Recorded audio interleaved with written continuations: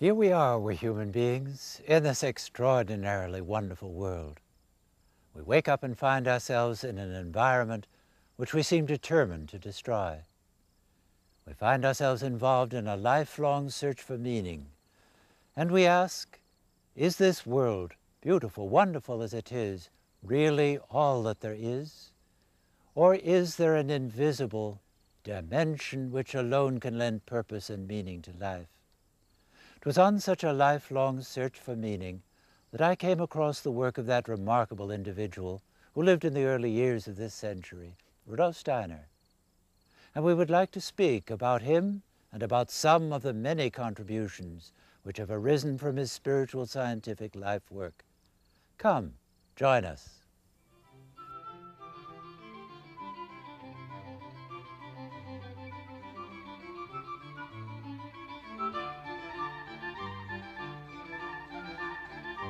Rudolf Steiner's fundamental gift to mankind was the formation of the science of the spirit known as anthroposophy, from the Greek words anthropos or man and sophia or wisdom. In northwestern Switzerland, near the city of Basel, spiritual scientific research is conducted in this building, which is called the Goetheanum. It was named for the German poet, scientist, and philosopher Goethe. It was designed by Dr. Steiner to be the world center for anthroposophical studies and the school of spiritual science. The school is structured much like a university, being composed of several departments called sections that have brought many innovative and practical advancements into a wide variety of fields. Students of all ages come here from around the world to deepen their education and understanding of humanity, of the earth, and of the cosmos. Now, just to give you the briefest possible sketch of Rudolf Steiner's early life. He was born on the 27th of February, 1861, in the old Austro-Hungarian Empire, in an out-of-the-way little town, now in Yugoslavia, called Kraljevec. His father was an employee of the old Austrian Railroad. He was a station manager and also a telegraph operator, and the family moved many times during Rudolf Steiner's boyhood. Very early on, this boy discovered that he lived equally in two worlds of reality. He lived in the outer world of reality, which we all share, but he also lived in an inner world of experience, which was as real or realer to him as the world that he could see and hear and touch. Very early on, as early as 7 years, he discovered that when he tried to share with others out of this world of inner experience, that he was met either with disbelief or with scorn and ridicule. And so at this very early age, he learned to keep silent about this world of inner experience. It was at this time, when he was only 8 years of age, that he discovered in his teacher's room a book that gave him the greatest possible joy. And this was a book of geometry. He describes in his autobiography how he spent weeks poring over this volume of geometry.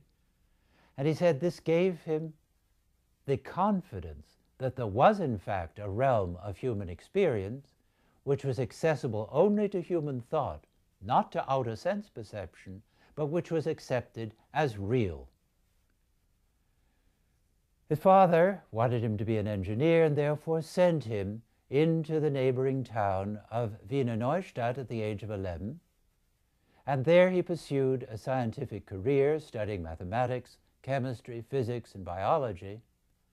And it was there as a young adolescent at the age of 14 that he one day passed the window of a bookseller in Wiener Neustadt and saw lying there in the window a volume whose author was unknown to him and whose title conveyed no meaning to him whatsoever, but where he suddenly was overcome by the feeling, I must know what this book has to say.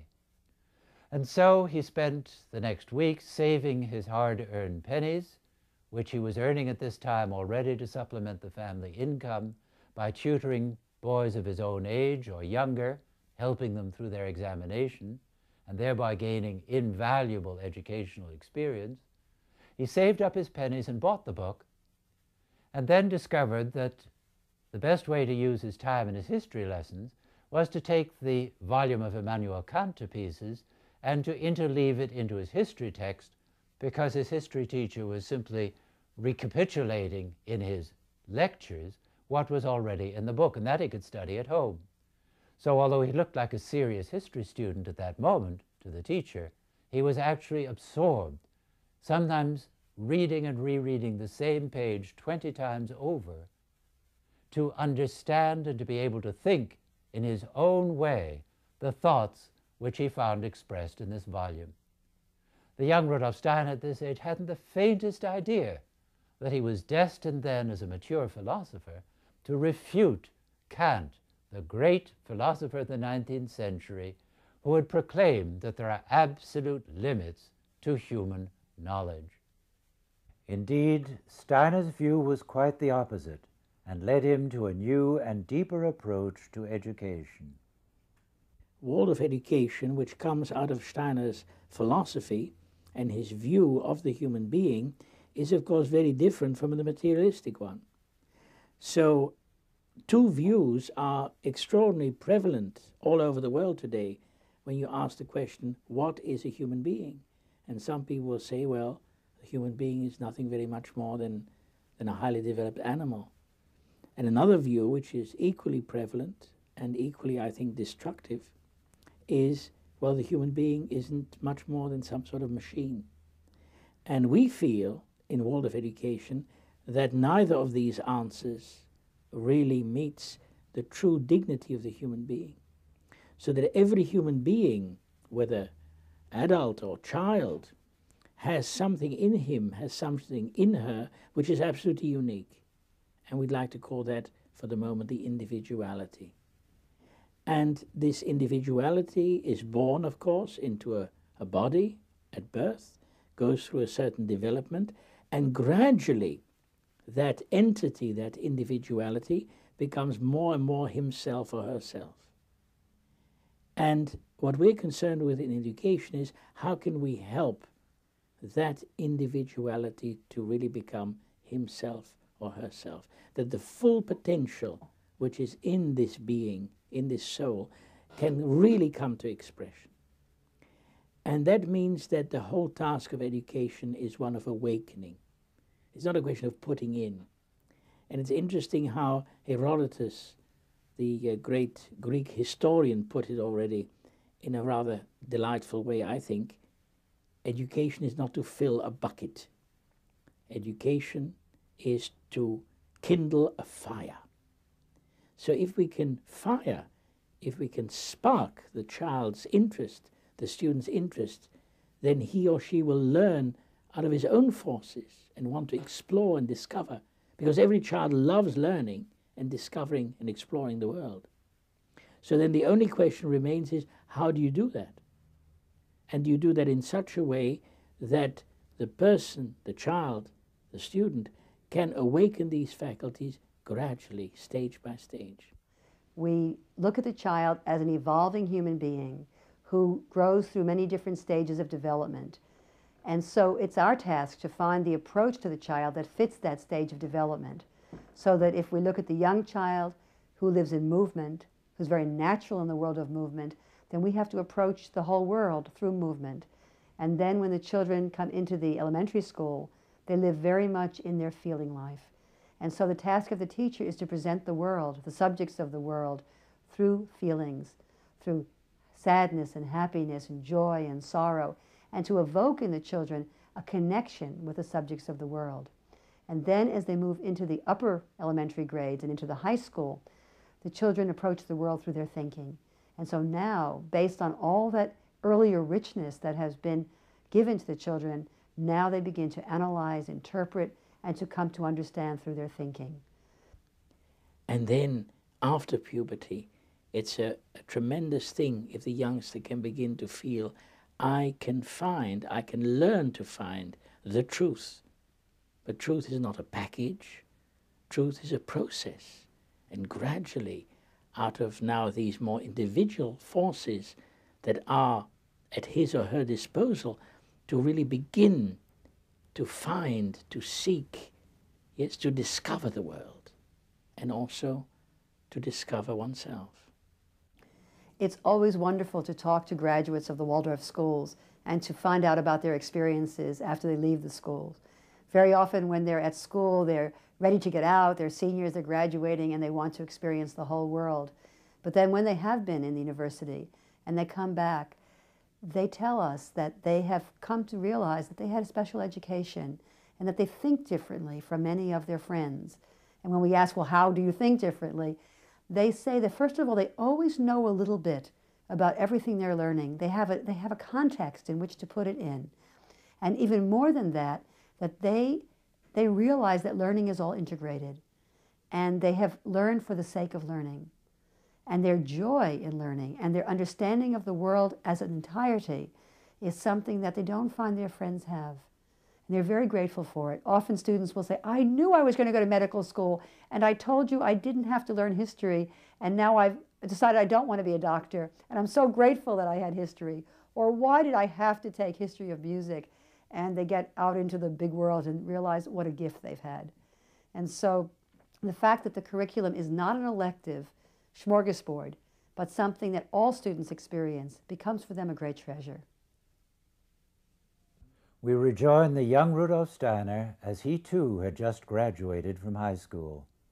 And thanks to the fact that his father had managed to get a position within commuting distance of Vienna, it was possible for the young 18-year-old then to begin his career as a student in the then world-famous Vienna Polytechnicum, one of the great scientific schools of that time. And this takes us to 1879 and the move to Vienna. As you can imagine, Vienna in the 1880s was a great center of music and of art and of science and intellectual life, into which Rudolf Steiner plunged with the greatest enthusiasm. His friendships in these years meant a tremendous amount to him. It was also during these years that, thanks to one of his professors at the University of Vienna, who also taught at the Polytechnic, where Rudolf Steiner was an enrolled student, Karl Judah Schröer, that he met for the first time the work of the German thinker and writer Goethe. We think of Goethe primarily as a dramatist, a poet, but Goethe thought of himself and of his major contribution as that of a natural scientist. And it was at the age of 22 that the young Rudolf Steiner was asked if he would edit Goethe's natural scientific works for one of the national editions of Goethe's work that was then in process of publication.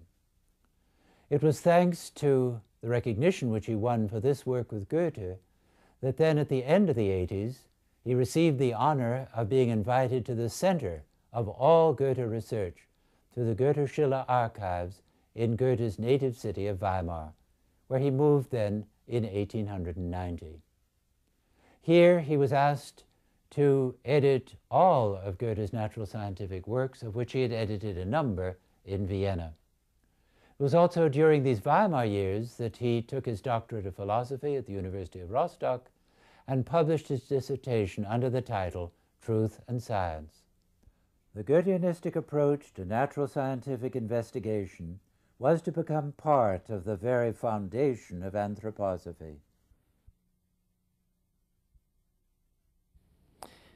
When I was in Paris in 1981, I asked myself, what aspect of physics did I feel would be particularly open, if you will, to reading an exploration in this way, in the way in which Rudolf Steiner outlined on the basis of Goethe. Now, there are many aspects which could be approached that way. In principle, every aspect of natural science, I believe, is open to that. But for me, I chose the foundations of quantum mechanics. In particular, my area of research is quantum optics. That is to say, the modern study of light. What is light in its most fundamental nature? You can circle around the question from the standpoint of lasers and quantum optics. You can come at it from the simple standpoint of the sunset. You can think of it as an artist might. You can think of it as an Egyptian priest who saw light as the actual vision of Horus. Yeah? When the eye of Horus opens, there is light, and when it closes, there is darkness. So from the ancient all the way up to the most modern, one can circle round this being of light. The question then becomes, as a scientist today, working in a conventional scientific laboratory, are there yet new views, new ways of seeing this thing called light? Seeing it not only mathematically, which one of course does, but also trying to gain, as one moves into that domain, a kind of perception, artistic soul perception of the quality which is light. Not only the quantity which is light, but the quality which is light. The question which anthroposophy really raises is, into what do we place that knowledge? How do we extend and expand what it means to know, so that it includes dimensions to the nature of light, which normally are factored out and separated in our contemporary understanding. Traditionally, they were not separated out. Right? Robert Grosseteste, the founder, in some sense, of modern experimental science, was at the same time a bishop in England, a student of Dionysius the Areopagite, and his book on the celestial names. And at the same time as he's reading these theological tracts, he's also doing the first careful analysis of light from a scientific standpoint. And many historians of science have located the beginning of optics as we know it today with this individual. But he lived in two worlds, one profoundly spiritual and the other natural scientific.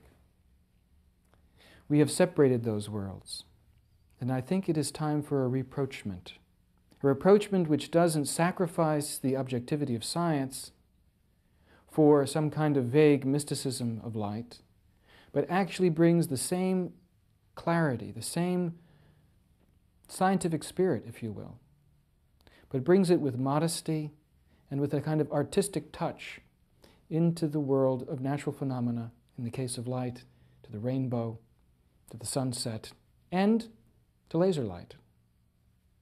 In each case, one can discover a natural law, which, as Emerson said, is always the flip side of a spiritual law. I had been an anthroposophist already when I studied, and I studied with an eye on becoming a teacher. But then my destiny brought it that I had the chance to apply everything I had learned to a deepening of mathematics. One might ask, what is that deepening of mathematics coming through anthroposophy? In old times, mathematical concepts were used to give images of higher concepts about the divine nature of the world, even as meditation objects. Plato is said to have said, "No non-mathematician may enter my school," because he believed strongly in the quality of pure thinking as a basis to grasp the true essence, the true beings, ideas as they are called in Platonic philosophy. Among all philosophies I know, it is only in anthroposophy that there is such a high esteem of the pure mathematical thought as one of the strongest means to educate the mind to be independent of sense perceptions. Anthroposophy, if I'm to say it in a few words only, tends to give people the possibility of higher knowledge of a world of spiritual beings. But in this world, man would be lost with our present-day custom of thinking in sense-perceptible concepts only. The physical reality is that reality we know. The ideal reality is unknown in our time. It's only mere hot air. Now, anthroposophy has the idea and gives teachings how to develop inner forces to conceive more of that world of, not of ideas only, of spiritual beings, and to have mastery of one's soul in that world. It is extremely helpful to have that mastery about thinking which pure mathematics and even applied mathematics can give you. Rudolf Steiner moved from Weimar to Berlin just before the turn of the century. The Berlin years were radically different from those in Weimar. They were contemporary and avant-garde. Steiner became the editor of a literary magazine. He was a drama critic. He was producer and director of avant-garde theater. And in addition to that, for 5 years, he was one of the most popular of all the teachers in the great Karl Liebknecht Working Man's School. And it was during these years that an event of great importance in his biography occurred. We'll remember that in 1900, Rudolf Steiner was in his 40th year. And during all of these years since his childhood, he had been engaged in spiritual scientific experience and in genuine spiritual scientific research. And yet during all of this time, he had never been able to share with any audience the results of this second level of inner experience. And it was then in the year 1900 that Rudolf Steiner was invited to speak to a circle of people who are already interested in a spiritual science that had its origin in India and in the East, the circle of theosophists around Count and Countess Brockdorf in Berlin. He was invited in September 1900 to speak about Nietzsche, who had died the previous month. This lecture was well received, and he was invited to return in a week's time to speak on a subject of his choice. He chose as that subject that remarkable fairy tale of Goethe, where, as he himself said, for the first time, he was really able to begin, even in a very modest way, to share some of his esoteric and inner experience. From this time on, he was a welcome guest in the circle of theosophists, continuing his other work in the Working Man's School and in other associations. And this led then, in 1902, to Steiner's being asked to become the first leader of the then-to-be-formed German section of the Theosophical Society, of which Annie Besant was at that time the international president. He accepted with the understanding that he would never speak of anything which he was not able to speak of out of his own research and experience. He would not be merely a traditionalist. And with these years then, Rudolf Steiner steps forward as a teacher, an author, lecturer, and as a research scientist in the field of supersensible experience. From this time forward until his death in March 1925, Rudolf Steiner's life, public and private, was entirely devoted to his work as a spiritual scientist. It was during these years that he laid down his basic works: Theosophy, a study of the human being from the point of view of body, soul, and spirit; Knowledge of the higher worlds and its attainment, describing the path of individual self-development; and his fundamental cosmological work, Occult Science and Outline. During this time, Rudolf Steiner was also working with a number of physicians, including also the Dutch doctor, Dr. Ita Wegman, and developing his extended view of medicine, which also included a therapeutic work with the handicapped, which led to the establishment of schools and homes for the handicapped, the retarded, the maladjusted, which now exist on every continent of the globe. The Sonnenhof was one of the first homes for handicapped people who was founded in Europe. It was started around 1924, and it was at the beginning part of the Wegmann Clinic in Arlesheim, and later on it was separated in a separate home. At the moment we have around 130 handicapped people here, from kindergarten age up to grown-ups. The children here, I said they are handicapped. That means some of them are crippled, but all of them are mentally handicapped. Some are just epileptics, and we have autistic children, we have the Down syndrome here, we have the whole variety, if you could say, of handicappedness here. and they live in dormitories with 5 to 8 children, and we try to mix them. So in a dormitory we have perhaps one wheelchair, and we have other children who can speak and talk, and they can help each other. So if we would have dormitories with only wheelchairs, that would be too difficult for the children and for the teachers as well. Often we see that parents feel punished with a handicapped child. They ask themselves, why do we have a handicapped child? We are so good people. And we who work every day with them, we think a handicapped child is not a punishment. In the contrary, it is a gift. But we have to learn to know, we have to find out what gift it is, because we can learn so much from the handicapped children. The so-called normal people nowadays have so much difficulty in being direct, being normal in a way, showing their joy and their warmth.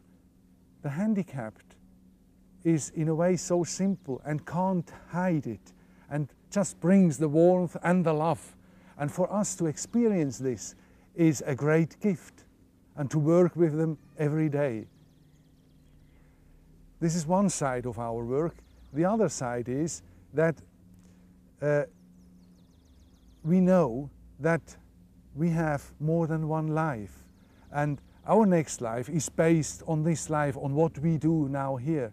Now the handicapped children will have difficulties in building up their next life. So we are helping them now and here to have a almost normal life, that they can build up their next life on a good base. Anthroposophical medicine is an extended medicine because it does not oppose conventional medicine. We feel that conventional medicine has a lot of value and is also very appropriate for our times, but it is rather one-sided.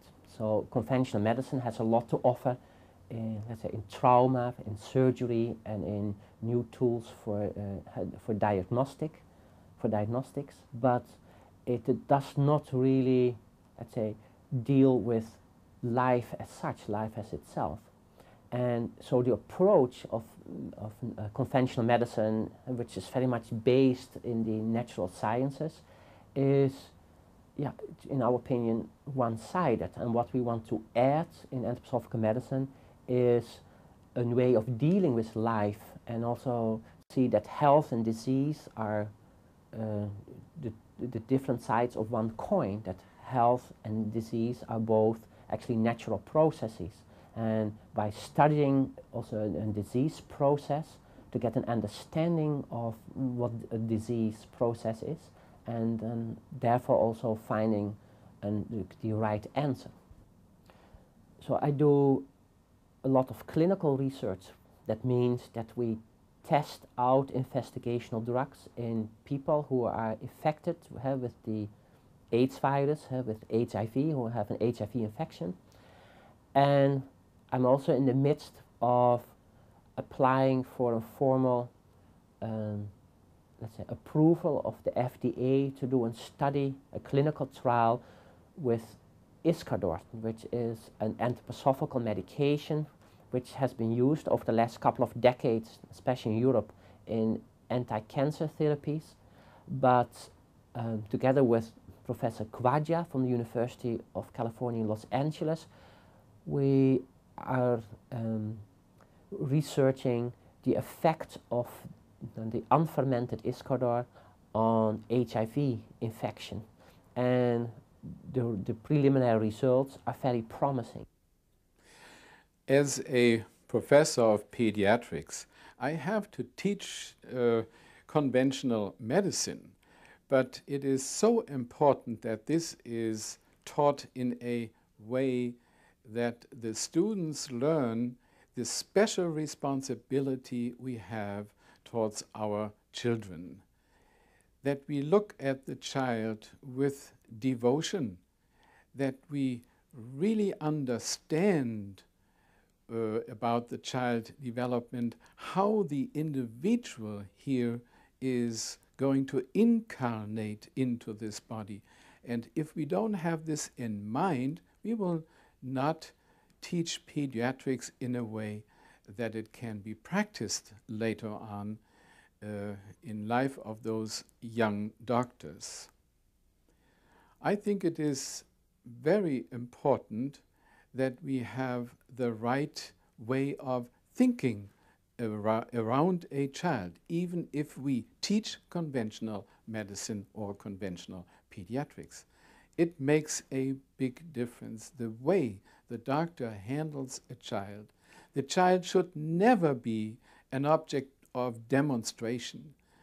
So the way the doctor touches, the way the doctor handles an infant, for instance, or an older child, how he speaks to the mother and to the child is so important. And only by example this can be learned by the students.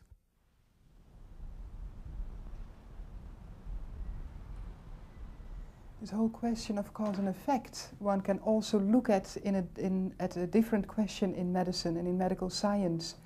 And that's visible, for instance, as a question in what happens with the flow of the heart. How does the flow of the blood go? How is the heart involved in that? We take it that the heart is the one that actually pumps the blood through the arteries and the veins. However, it is known nowadays that the peripheral resistance, the resistance that is brought through the little vessels all over the body, that the peripheral resistance, it would be much too great for the heart to be able to pump against that. And another very interesting thing that is found is that in heart-lung machines, when people are doing open heart surgery, it has become clear that if you pump the blood through at the level that you would like, that doesn't work for the body. You have to adjust the heart-lung machine pumping to the flow of the blood that is offered by the body. And then as a third part of this question, one can look at embryology.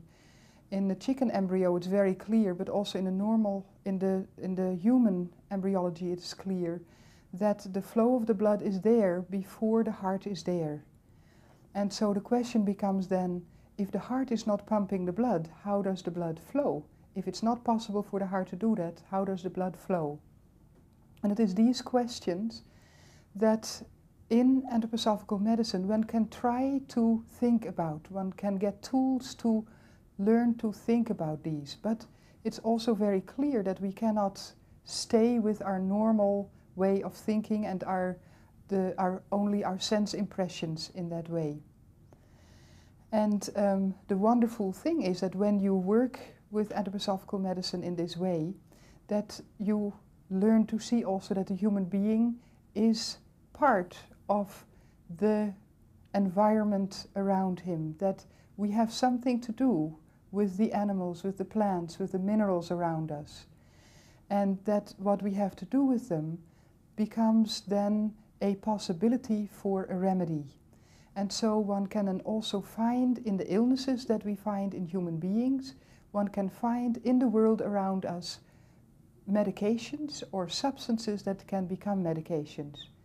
And there is now already for 60, 70 years, there are factories that make these medications, Vala and Veleda, in Europe, but they are really, Europe is where they started, but they are really worldwide organizations. They have daughter factories in countries all over the world, also in this country. And the remedies that are made there are become then available. And the wonderful thing is that because in anthroposophical medicine the questions always come from the patients, from the need of the patients, via the physician. These factories do not make their remedies and then say to the doctor, well, here is a new medicine and you can use it for this or that. But through the meeting with the patient, the doctor comes to a question and then says to the Veleda or the Vala, could you help and make this medicine? Because I think that in this realm of the plant or of the mineral kingdom, we can find a remedy to heal this patient. And that is how we come to our medicines then. And in addition to the work with the doctors and to many other initiatives that were going forward at this time, Rudolf Steiner was also working with farmers and gardeners toward the development of what we today now know as a worldwide biodynamic agricultural movement. One of the most notable things about biodynamics, I think, for me, is the tremendous enthusiasm that it inspires among the people who use these methods and insights. And there are a number of reasons for it. People come to biodynamics out of their own search. Some people are interested to begin with in nutrition. This is an increasing thing because environmentally caused illnesses are growing quite a lot. So that's one reason people come to it. Another reason people come to biodynamics is because they are already established commercial growers, and either because of their own illnesses caused by agricultural chemicals or because they are tired of that way of looking at things, or, and this is more recent, because they are tired of spending the enormous amount of money on fertilizers and other chemicals. They decide that it's time to do something else. And I was told just the other day by a grower in Southern California that one of the main differences that he notices is that he says, you know, I used to spend all of my energy suppressing most of the life activity on my farm, and I wanted to just let a few different kinds of plants grow.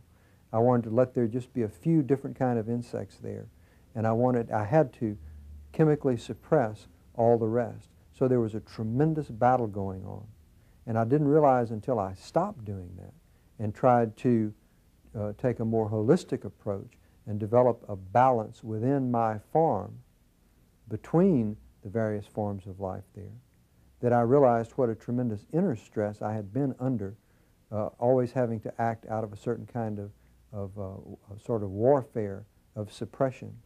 And now I feel like I'm working from within my farm in a very collaborative way there, as opposed to my trying to manipulate and suppress the processes. In biodynamics, we try to look at plant growth in its entirety. We don't only consider where the plant is growing on the earth, in the soil, but rather we try to see the whole environment. And that includes the immediate environment, but also actually it includes the sun, the moon, and the planets. And that is something we have to consider. We have to see the plant needing earthly nutrition as well as what comes in from above. So the farmer, the biodynamic farmer, has to know about the cycles of the year, of the moon, where the moon is standing, about the planets. That's something to consider.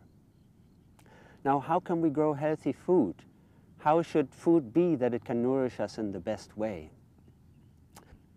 Food should never be forced to be grown quickly. That won't bring results that are healthy for us. That will just make the food sick, as it would make us sick if we only eat sugar or chocolate. We need to have things that can slowly nourish us and that we are not pushed in a certain direction. Now, usually when we look at fertilizing our crops, the farmer thinks of, well, how do I feed this plant? And so they say this and that is needed. In biodynamics, we have a different approach. We look at, well, what does the soil need? What do I have to give to the soil that it can provide all the plant needs? So it goes indirect, it goes through the soil. And when the soil is healthy, then the plant can grow. So I look at my soil and then I decide what I have to give.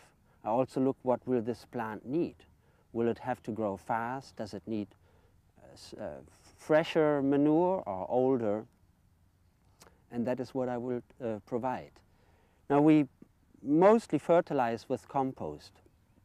And all the manures what we use are well composted. And we guide this process with the use of certain fermented herbs, which are medicinal herbs like chamomile, stinging nettle, dandelion, and yarrow, and the like. And these plants, they have medicinal properties, and they help to break down the manure and make it more into a medicine, you could say, which in turn will help the plants to stay healthier. Then the needs for pest control are mainly eliminated. You see, we're trying to work with nature to grow the plants as healthy as we can, and then we don't have to fight nature with using all kinds of things to get rid of the pests. The Demeter Association is the organization in the United States that is responsible for the certification of biodynamic farms and growers and processors. The reason it's called Demeter is because worldwide Demeter is the trademark for biodynamically produced foods. The main difference between organic and biodynamic and what we look for in our certification process is a different view of nature and these specific interesting preparations that we are working with that spring from the anthroposophy of Rudolf Steiner. As we mentioned earlier, Rudolf Steiner had been made the head of the German section of the Theosophical Society, but he came to realize that it became increasingly clear that the path of the Theosophical movement and that of Rudolf Steiner's work were diverging further and further from one another until the final separation came about in the year 1912 and 13, when Rudolf Steiner then emerged from the Theosophical Society and founded his own society under the name by which it is known today, of the wisdom of the human being, by the Greek word anthroposophy. It was also during this time that a young girl came to him, a dancer, who knew that the dance had had its origins originally in the temple as a sacred rite. And she asked Rudolf Steiner whether he could help her to guide the art of movement, the art of the dance, back toward its original sacred origins. He responded, and the response then we have come to know today as the new art of movement, the art of eurythmy.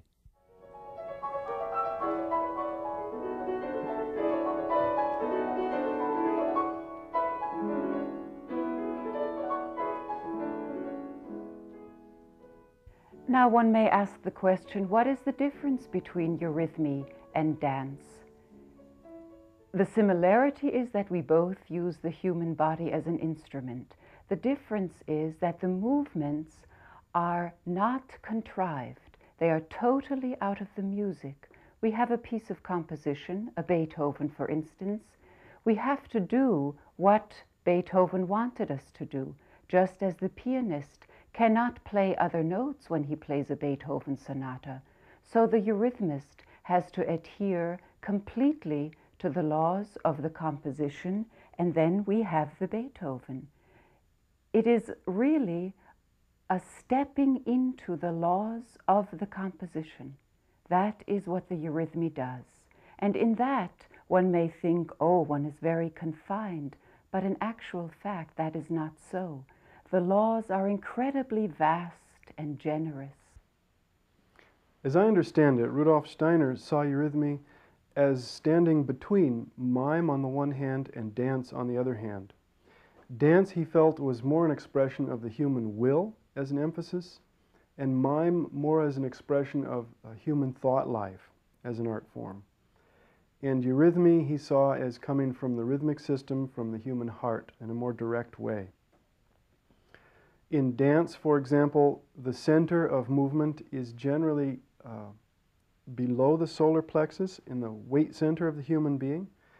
And in mime you create images which are created physically, but you see the movements creating them, and it becomes a mental image. And so that's a more thought-related, more static form of movement. It comes to positions all the time. Also, dance tends to use the legs, the lower human being, much more in leaping and kicking, and to show a certain expression through that aspect of the human being. As one of my students once said, eurythmy comes from the heart. And that's really the joy that I find in eurythmy, that in spite of all the scientific laws that you have to study in order to be able to do it, there's tremendous freedom there to express the feeling that you have behind a piece of poetry or a piece of music. And that's, for me, the joy of eurythmy. Darüber verlor ich Freud und Mut. Oh weh, die Münze rollte hier und dort und haschte ich sie an einem Ort. Speech eurythmy is trying to make visible the movements that you make when you speak. And it's also trying to ensoul those movements so that it's not just an outer movement any more than it is when you speak to me. There's always the inner content as well as the outer movement. There are three different kinds of eurythmy. The most central one is eurythmy as an art form. Rudolf Steiner felt that that was the foundation of the other two. That was what came first. The second kind of eurythmy was pedagogical eurythmy. That's teaching eurythmy. It has a slightly different purpose than the performing eurythmy, different gesture. And the third kind of eurythmy is called curative eurythmy, and that's eurythmy that's done for people with various illnesses.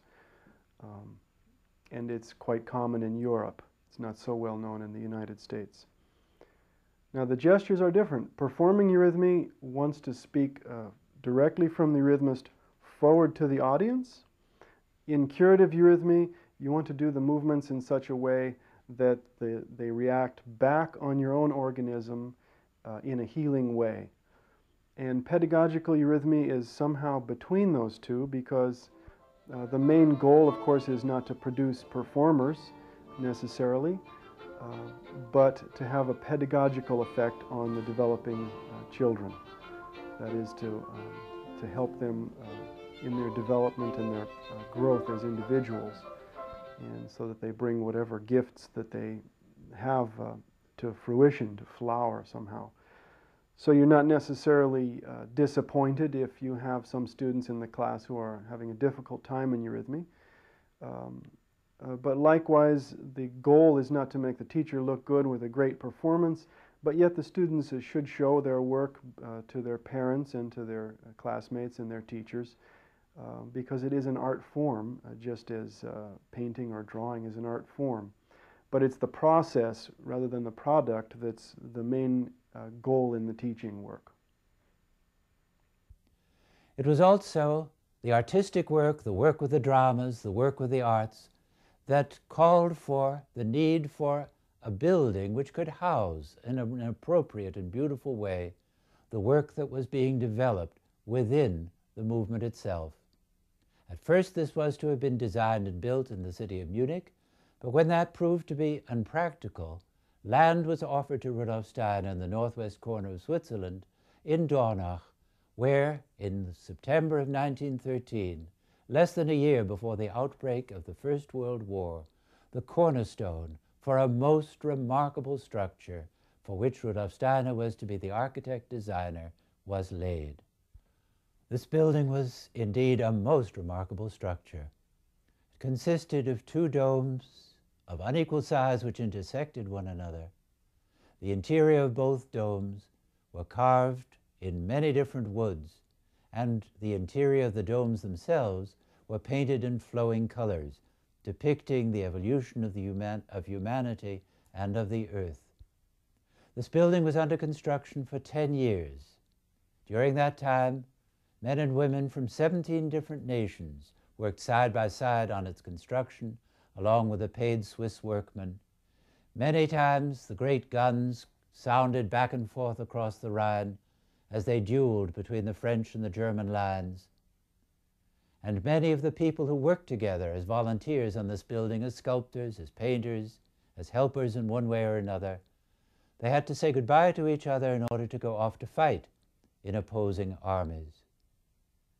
At the end of this time, after the building was already in use, on New Year's Eve 1922-23, the building was destroyed by fire, and in one night the work of 10 years of creative work and devoted effort and sacrifice went up in flames. Rudolf Steiner did not allow the destruction of this building to delay for as much as a single hour the program in which he was engaged, and he immediately turned his thoughts then to the design and construction of a second building, which this time was to be built entirely out of poured concrete. During the last months of Rudolf Steiner's life, when he was no longer able to leave his studio, he was still able to work on the sculptured model of the second Goetheanum building. This great building, which stands today with its soaring columns and beautiful sculptured forms, as an inspiration to countless visitors and architects from all over the world. Steiner, as an architect, was a realist, a functionalist. At the age of 53, he began to be involved with architectural work and become a sculptor and a painter, and actively supervising and designing these great monuments and sculptures that these Goetheanum buildings represent. He gave new ideas to the art of architecture. He mentions that the world has been created, the divine creation, as it were, is ended, and it is now for man to continue this creation. And in order to be in harmony with this created universe, man in his creations has to follow the laws of original nature's creation. And without following these laws, we create disharmony in our environment. And of course, we are all experiencing this disharmony, this dissonance of man's creations with the creations of nature. But if you look at these Goetheanum buildings, how they sit in the landscape, in these gentle curved hills, the gentle curves of the building, the old and the new, you feel that this building, this sculpture, belongs and is grown with the landscape and not just added to it. A building that has in its grandeur a humility to surrender, to merge with the outer environment. Our buildings have arrogance in that we are making ourselves totally independent of our environments. Now, what are these laws that such a building should conform to? First, the law of polarity, where there have to be balanced and harmonized polarities like the inner and the outer, light and darkness, load and support, matter and spirit. Then the law of metamorphosis, where the change of physical form conforms to eternal law. Take a plant, the seed to the expanded plant, the flower, and the flower contracted into the seed. Then the functionality, which is a unique idea of Rudolf Steiner's, that the buildings must reflect in their outer appearance their function. By that, he does not mean a mechanical function like the motor or something, but rather that the shape, the form of the oak leaf represents the function of the oak tree. And so we see in the accessory buildings and the complex of the Goetheanum buildings changed representations of the basic building forms, in this case the old Goetheanum building, yet different in accordance with the functions that these buildings will have. In closing, I'd like to mention that the Goetheanum buildings, or buildings that conform to these higher laws of creations, will support man's and the community's moral developments. These buildings will be lawgivers. They will change by their appearance of beauty and harmony. They will change the social environment, will affect the beholder, and will make visible the good and the true. The practice of the techniques revealed through anthroposophy can promote the evolution of human consciousness and bring the higher self to birth within the lower. The expanded awareness thus developed can give the individual insight into the spiritual causes which both precede and create the physical reality. In presenting these many practical aspects of Rudolf Steiner's life and work, it would be possible to overlook his central contribution to human thought at the present age. And that is that he recognized that we've reached a point in human history when the methods of natural scientific investigation can be extended to the exploration of the realms of spiritual realities. We hope that we have succeeded in this brief time in sharing some aspects of the life and work of this remarkable personality. Thank you for joining us at this hour.